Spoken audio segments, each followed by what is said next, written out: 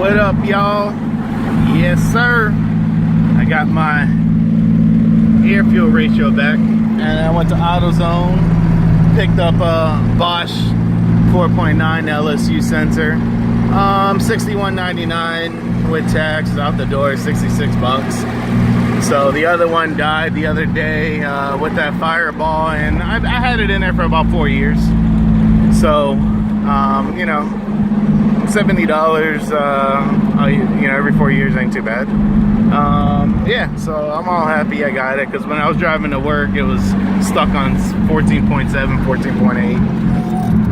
And where I placed the wideband, you know, it's in an easy location where I can access it with a crescent wrench and just pop her out real quick. So it literally took me like less than 5 minutes to change her out. So that's kudos, you know, for me, because I put it at a nice location. But yeah, I don't know. I mean, I just I drove the car to work. I'm about to drive around, take care of some other stuff. But I don't know.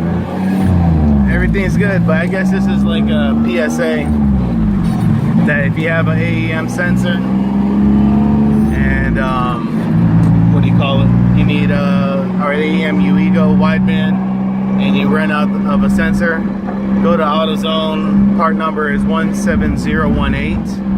I know they sell replacement sensors specifically for AEM, which is basically a Bosch, same Bosch sensor, for $100. So don't spend that $100. Go to your local hard thing store, or if not, see if you could buy a Bosch 17018 sensor online. You can probably get it cheaper than what I did, but I needed my baby now, so you know, that's what's up.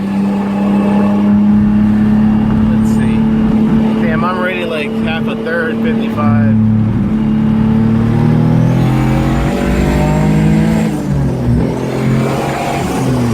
Whoa, I love that turn there, because when you come out of it, it's, you know, it's pretty fun.